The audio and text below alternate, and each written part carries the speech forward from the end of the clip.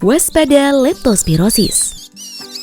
Leptospirosis adalah penyakit zoonosa disebabkan oleh infeksi bakteri berbentuk spiral dari genus Leptospira yang patogen, menyerang hewan dan manusia. Leptospirosis pada hewan tidak menunjukkan gejala klinis penyakit. Leptospira bertahan dalam waktu yang lama di dalam ginjal tikus, sehingga bakteri akan banyak dikeluarkan hewan lewat urin. Leptospirosis pada hewan dapat terjadi berbulan-bulan, sedangkan pada manusia hanya bertahan selama 60 hari. Manusia merupakan indung semang terakhir, sehingga penularan antar manusia jarang terjadi.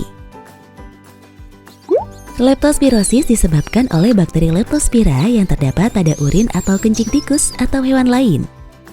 Masuk melalui kulit yang lecet pada saat kontak langsung dengan banjir atau genangan air hingga selokan dan lumpur di sawah.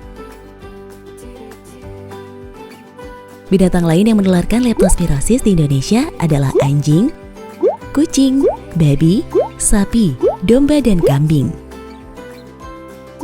Manusia dapat terinfeksi leptospirosis karena kontak dengan urin atau kencing tikus atau hewan lain yang mengandung bakteri Leptospira, dan air, tanah, serta makanan atau minuman yang terkontaminasi bakteri Leptospira masuk ke kulit yang luka atau lecet.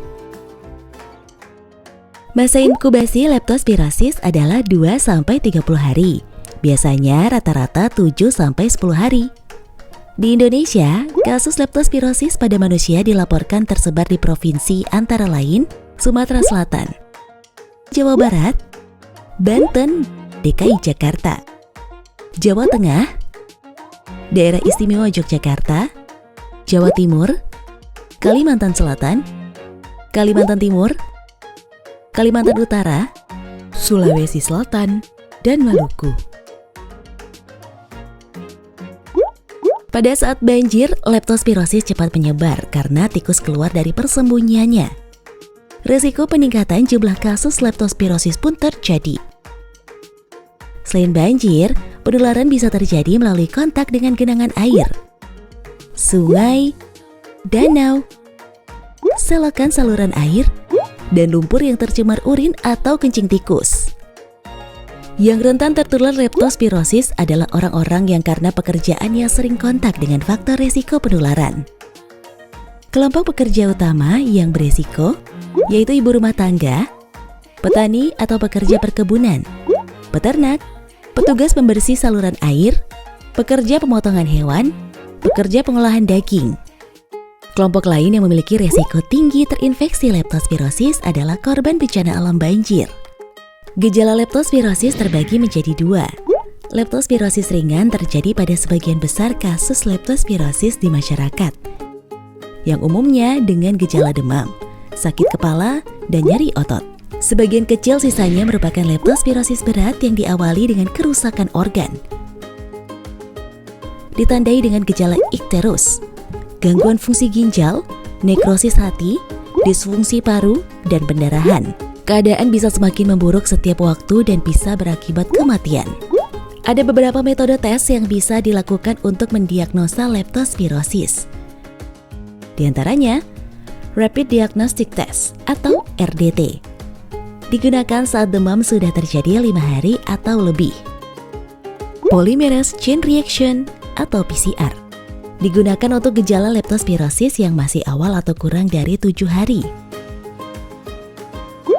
Microscopic Agglutination Test atau MAT merupakan gold standard dari pemeriksaan leptospirosis yang bertujuan mengetahui jenis serovar dari Leptospira yang menginfeksi. Orang yang hasil pemeriksaannya positif, maka diberikan pengobatan.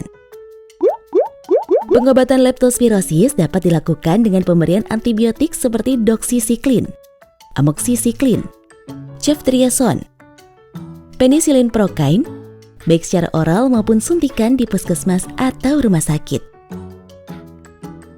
Untuk mencegah penularan penyakit leptospirosis, berikut beberapa hal yang perlu diperhatikan.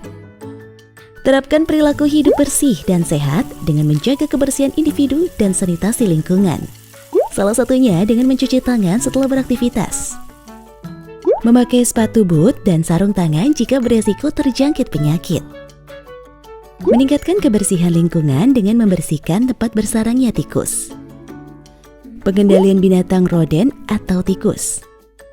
Menutup tempat penyimpanan air agar tidak terkontaminasi urin atau kencing tikus. Mari jaga lingkungan tetap bersih dan sehat agar masyarakat terhindar dari leptospirosis. Untuk Indonesia sehat, Indonesia kuat.